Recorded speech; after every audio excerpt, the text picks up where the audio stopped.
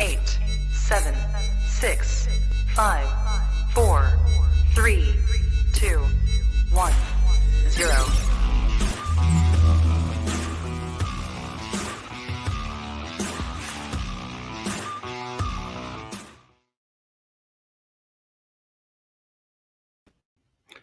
Good afternoon and welcome to the second season of the Right Fit Podcast. I'm Daryl Jacobs, ESPN Network college basketball analyst and executive director for the DE Alliance for Rising Coaches. Join me every Friday, noon Eastern Time, with guests and the decision makers in both collegiate athletics and professional sports. But my first show, I'm very excited to have this tremendous guest and a good friend of mine taking the time out to join us this afternoon. Please join me in welcoming Eugene Marshall Jr., Director of Athletics, Hampton University. Welcome to the show. Thank you, Coach. It's my pleasure. Long time no see. Absolutely. You look like you're doing a lot of work there. I know it's a busy season for you in between just getting out of football and now into basketball season. And your second year in the new conference, Big South, correct? Year number 3, second year competing because of the COVID year. So we're doing pretty good. And last home game coming up this weekend. So, and plus I'm busy with the NCAA FCS Championship Selection Committee. So that's going on this weekend. Oh, well, you're doing a whole lot. And that's why I wanted to have you on as the first guest. But before we get into the Q&A, I want you to briefly talk about your segue into collegiate athletics. Sure. I was blessed to go to Northeastern University and play under Jim Calhoun. I had a knee injury that ended my career. I was not one of his best players, but we had a great relationship, and he's the one that got me thinking about coaching. So coached a little semi-pro, played a little semi-pro. Then I came back to New York because I worked for IBM. And there was an opportunity to coach at Pratt Institute in Brooklyn, New York. Ron Brown, who's a longtime friend, was the head coach, and he was going to West Virginia. So I went in and interviewed. Calhoun and some other people called on my behalf. I got the job. And at 26 years old, 2 weeks before the start of the season, I became a Division III head coach. And my first clinic was at the New York Knicks. My high school coach, Mel Henderson, who was a Hampton grad, took me to Hubie Brown's first training camp with the Knicks. And Rich Buckaloo was there, who was my driver's ed teacher at Hackensack. He was an assistant along with Richie Adebato. So I got a chance to learn from the best as a young 26-year-old head coach.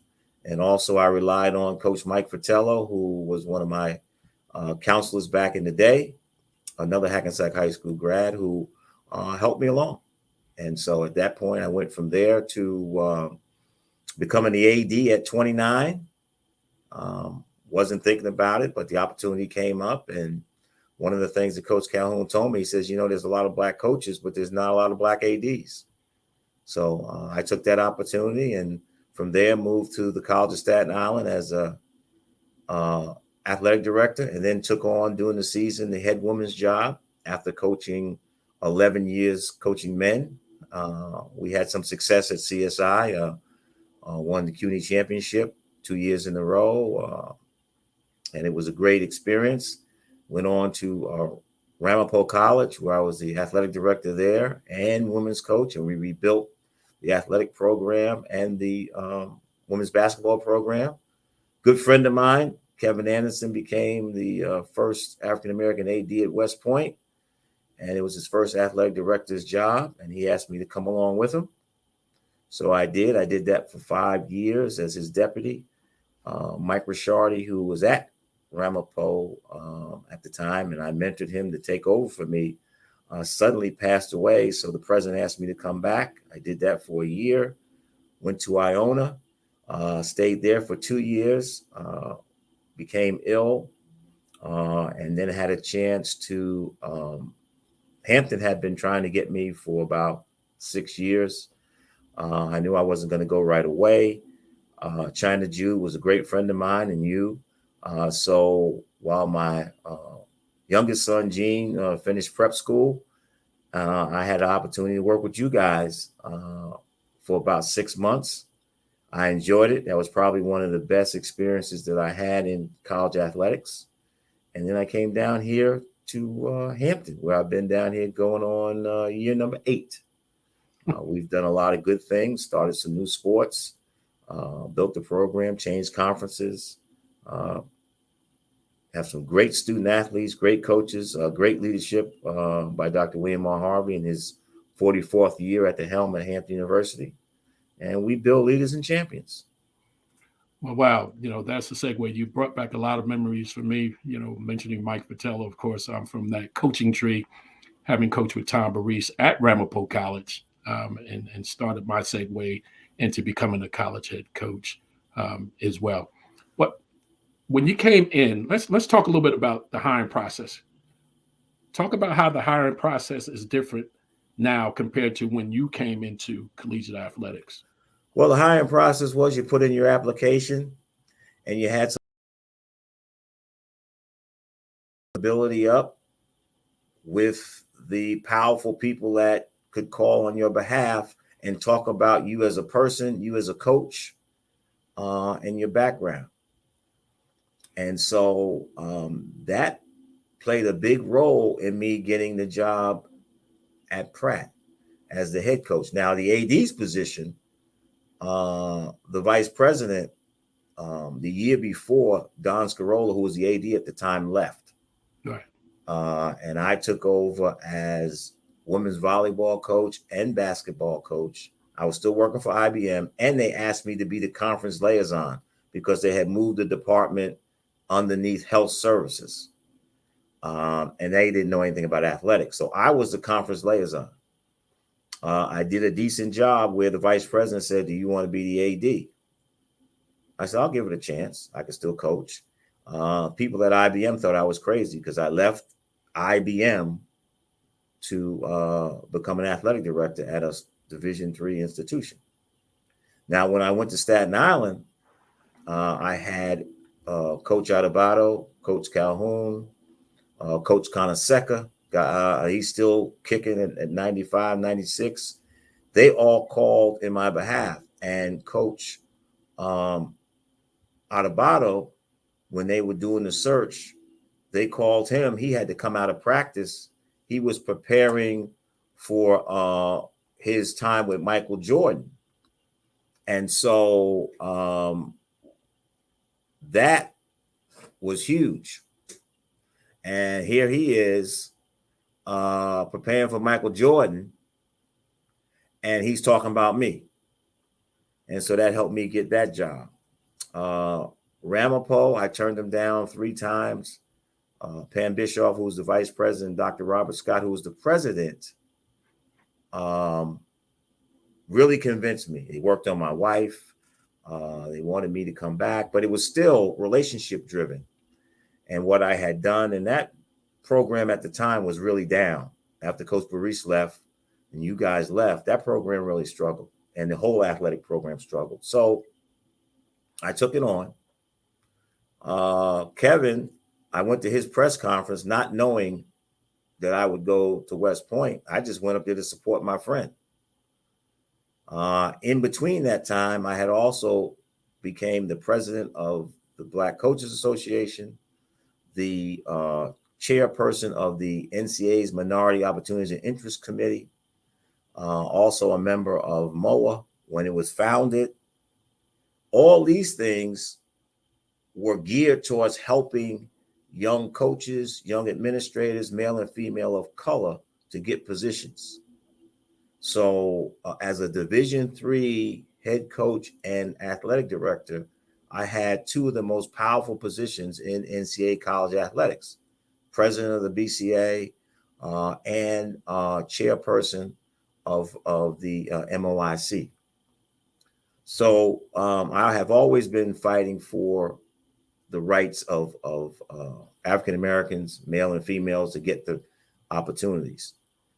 One of the things that happened in that process in the BCA, we developed a report card. Richard Lapchek was a big part of that. USA Today would publish it. And so if you did not have African Americans in the pool, you would get a negative mark. If you did not interview African Americans, you'd get a negative mark. And if you did not hire an African American, you get a negative mark.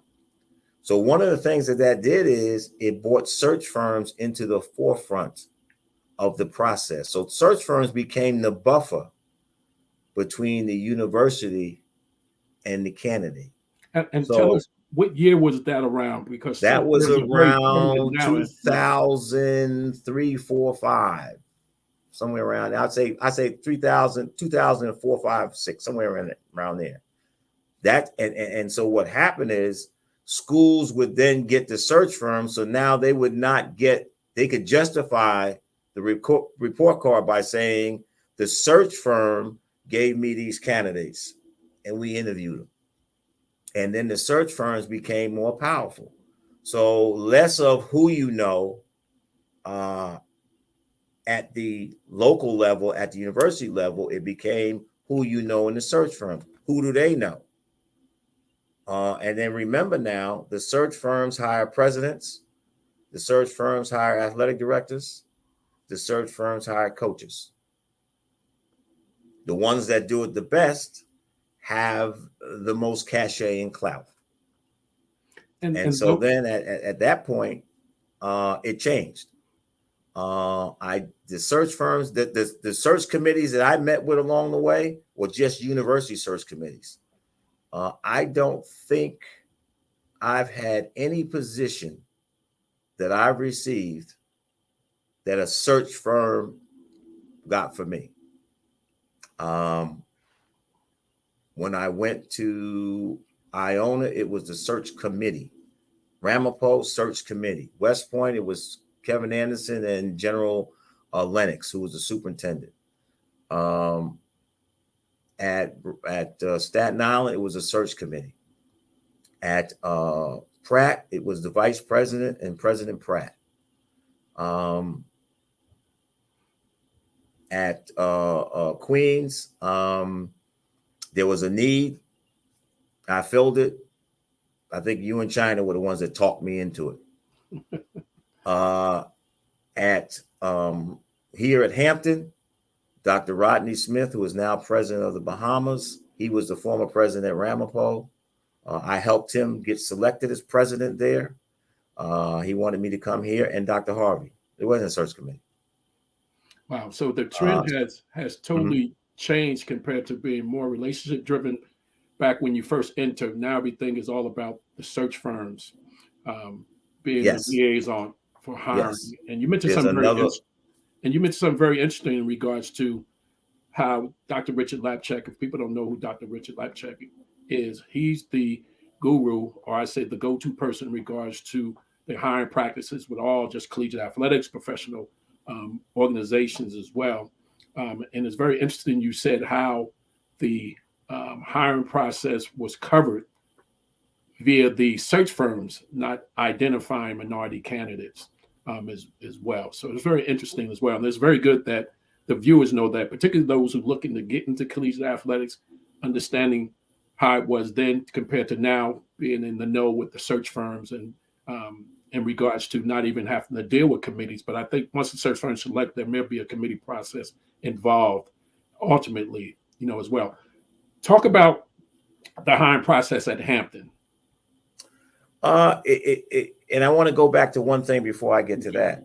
Floyd Keith and I had a list of young coaches, experienced coaches, young administrators, veteran administrators, male, female, and we would call presidents and ADs and recommend coaches before all these other organizations had these lists. We had lists, and we would make calls. So that's how that went. But at Hampton, I'm blessed to have a great president and a great provost, Dr. Joanne Haysbert, who's a chancellor and provost. They allow me to, and my staff, to select the people that we think that fit Hampton's standard of excellence, and they're going to help develop these young men and women to be leaders and champions. And so we go out and we look at, through contacts, people that we know, word of mouth. We also advertise, and then we get the right candidates. They go through a small search committee. I'll take the names to the president. He'll meet with them. The provost will meet with them. And if I'm going to take them to that point, we hire them. Coaches, of course, I believe that coaches are the CEOs of their programs. So I look for people that have the ability to be the chief executive officer of their program. That doesn't mean that they just coach. That doesn't mean that they just recruit. That means that they handle all aspects of the program. And administrators, I look for CEOs of their area. I want them to run their area so that they understand fully that they have responsibility to look at their area as the chief executive officer, almost a mini athletic director. And this is also a way that I've been able to mentor and tutor and train young administrators to become athletic directors. One of the things that I did at West Point, and I've done throughout my career, is mentor young coaches to become head coaches and young administrators to become athletic directors. And what I try to get them to do is see themselves in their boss's eyes, that they would look through it as an athletic director instead of an assistant AD or associate AD or deputy AD. Look at it as the head coach, not look at it as the assistant coach. See it through that prism. That way you have a better understanding of what your boss is telling you. And so I've been very fortunate and blessed that a lot of the assistant coaches that I've had the privilege to work with are now successfully head coaches in a lot of sports other than just basketball and football. Talk about the, I'm sure you of course, quite naturally interviewed a lot of candidates, whether it's on administrative side as well as, interviewing for coaches. Talk about the do's and don'ts when interviewing and give some examples of some of the interviews that were the do's that were real good and the don'ts. Well, I think you need to be well-versed on the university, well-versed on the leadership, well-versed on the programs. Tell them what you believe you can do. You have to, what I call is be better than the rest, because as African-American candidates, you have to be on the top of your game. You can't just get by because you won't get the job. I think the thing that you got to look at is you have to be thorough. You have to understand the culture that you're going into. You have to understand that you may have been interviewed or being interviewed by people that don't understand you and don't understand what you stand for or who you are. So you have to be able to articulate that in a way that they understand, and that that you will be able to be yourself, but you will be able to be a team player, because there are a lot of misconceptions about African-American male and females as coaches and as administrators. And part of the interview process is to dispel those rumors and those myths. And you need to know that going in. It may be unfair, but that's the field that we're in. A lot of times they say that administrators, all they are in is academics and compliance. So show them your fundraising capability. Show them your ability to market and promote. Show them your ability to interact with corporate partners. Give them some experience. Make sure you have some experience. Articulate your vision in a way that they understand it.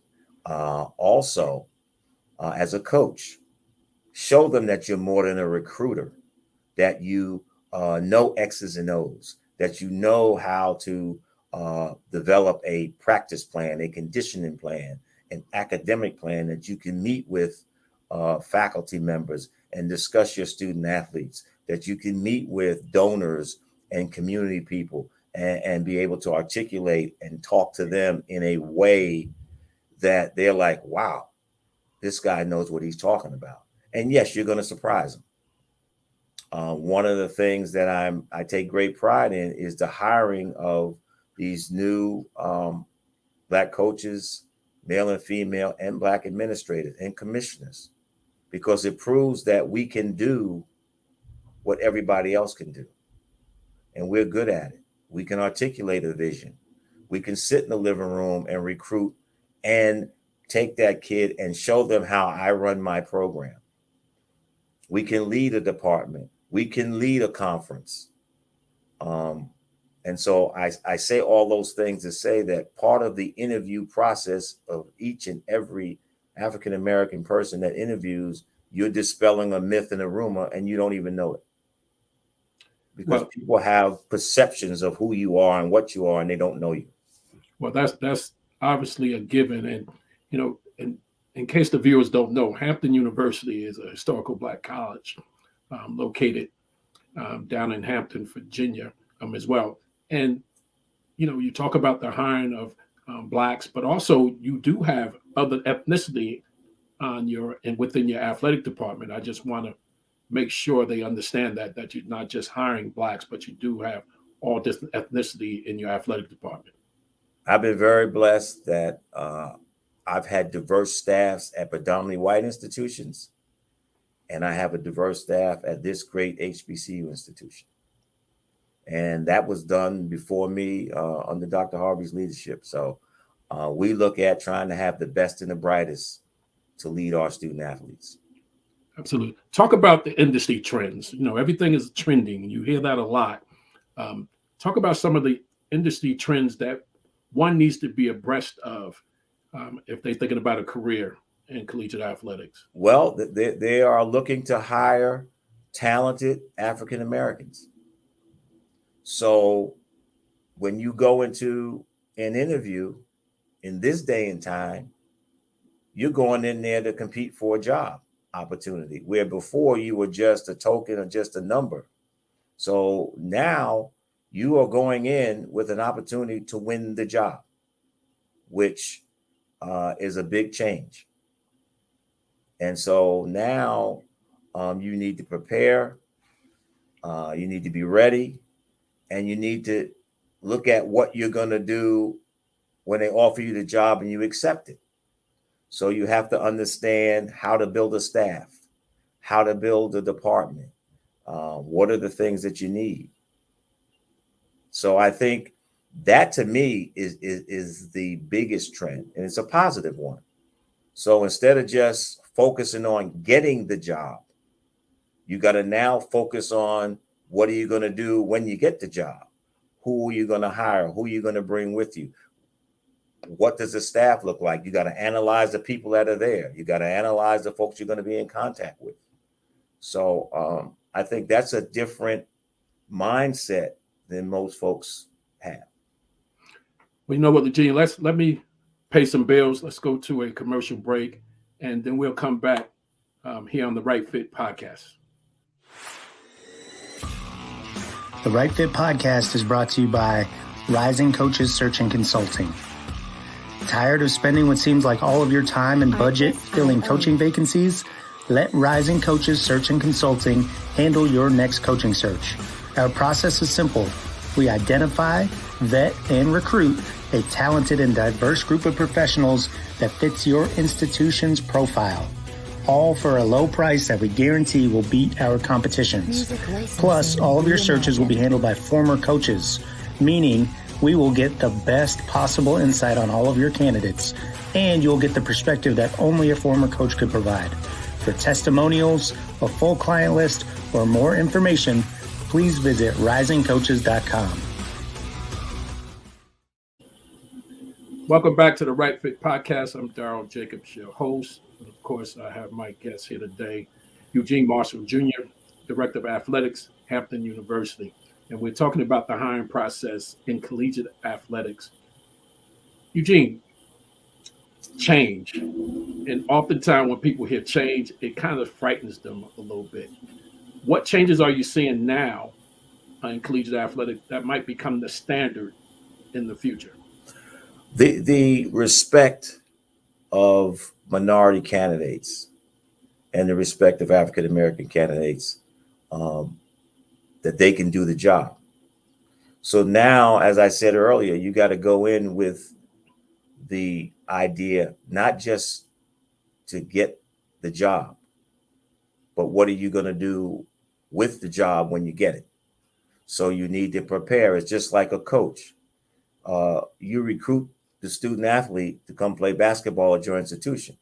Well, what are you going to do with the student athlete when you get them? And also, there's a different type of student athlete right now. There's a balance between the NIL, name, image, and likeness, and ensuring that they get their degree and ensuring that they have an opportunity. If they choose to play a professional sport, fine. But the most important thing is that they become a professional in something other than the sport that they play in. And so that's a whole other process, an education process that we have to now navigate through. It's not that we don't want our student athletes to reap the benefits of their name, image, and likeness. We want to make sure that it's the right move, that they don't lose money, that they don't lose, some of them that are not on full scholarship lose financial aid eligibility status because they're making some money. It may not be enough. And also that they still have their priorities to get an education first and foremost. Play your sport, and then you can generate a little revenue on the side that will carry you through. Because when that little deal is done and you graduate, you need to find a job if you're not a pro athlete. And then if you're a pro athlete, you go 5-10 years, you need to find a job after that. So we need to continue to teach that lesson. Yes, we all want you to, benefit from your name, image, and likeness, but there's a end game to this. And I think a lot of times we just look at the short game. And I tie that to getting the job, interviewing for the job, being offered the job, and taking the job. Well, you have a long career after that in that job. So you got to prepare for all areas, because just like we get the job, they'll make it hard for us to keep the job. So you have to be prepared. You have to understand. You have to have people that you can trust and have confidence in. And let's stay on the NIL a little bit, because that seems to be one of the biggest sweeping changes in collegiate athletics. And I want to talk a little bit about how is that being governed. And oftentimes when I speak to student athletes now, I talk about them becoming a business, because now they are actually a business themselves, learning how to be financially literate, financially educated, understanding where this can go. And basically, they're becoming their own. As you said, you want a CEO when you're hiring a coach. I tell them you're CEO of your own brand now, as well. Talk about the challenges in governing it. As you know, right now, the NIL really doesn't have a full compass of how it's going to be governed going forward. But talk a little bit about how is that being governed, particularly at Hampton University. Well, we try to do the best that we can. Dr. Jackson, Paula Jackson, who is our senior women's administrator and oversees our academic and compliance component. She's not the direct person. We do have a director of academics. We're currently looking for a director of compliance, but she oversees that area. And we try to educate our student athletes to provide us with all the necessary information so that we can help them, to review it, but also know what we can do and cannot do as a university. Yes, the NCAA has made these policies very loose. So it's a challenge for smaller schools. Larger schools have a lot of staff, a lot of people, and so it's easier for them to manage, and they also encourage it.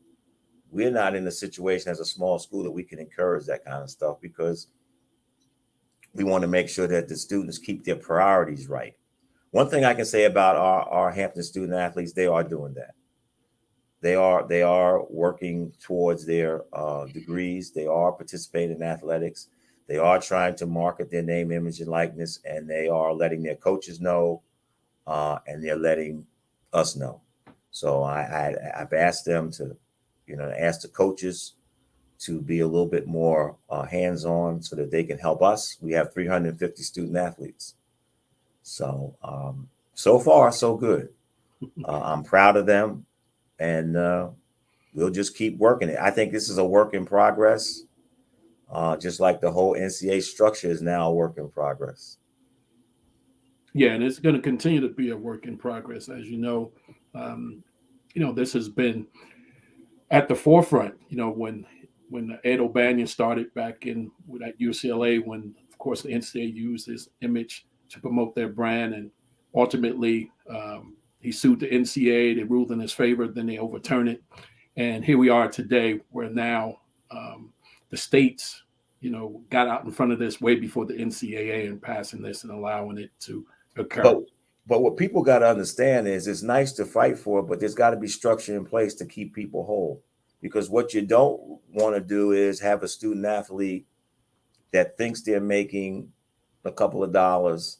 They live in one state, they do business in another state, they go to school in another state, and they got to get taxed in each state. Once they get taxed in each state, although the revenue, their revenue is one number, the tax is another number, they end up with really next to nothing, and then they lose financial aid status. Absolutely. And that's one of the things when I lecture, I talk about that, how it can affect their financial aid status. And a lot of them don't realize. Exactly. And you mentioned taxation, and you mentioned reporting income. I mentioned all that too. In other words, I said, you are a company. And you got to learn how to run your company within the law, because the IRS will come and get you somewhere down the road if you're not paying attention. That's the problem. And when you try to tell them at first, well, one thing, our student athletes, they do listen. So I can't say that, but I do know other student athletes that I've talked to, not Hamptonians, Hampton student athletes, but they think that you're against it. But no, I'm looking at it from a situation where I can see where the pitfalls are, and so we're going to try to help you get through that. But we want you to understand that every deal is not a good deal. All money is not good money. So you, like you said, you're your own corporation. So you're going to have to vet this and get some people around you that you can trust, that are not trying to get the money off of you. And that's one of the things that I have a lot of concerns about with college athletics in general. It's not the student athlete. It's the people around the student athletes. Well, and that's always been the case. Those who've been governing, intercollegiate athletics for all this time. And of course, that's another show or topic, as well. I'm going to do this with every guest in my show. I'm going to do word association. I'm going to say a word or name something, and you say the first thing that comes to mind. All right. Hampton University. Pirate Athletics. New Jersey. Hackensack. Family. Loving wife and kids. College athletics. Can't beat it. Well, Eugene, thank you for taking the time to join me today. And I want to thank all the viewers for tuning in as well. Join me next Friday for another great guest and some great conversation. Until then, please stay healthy, stay safe. God bless.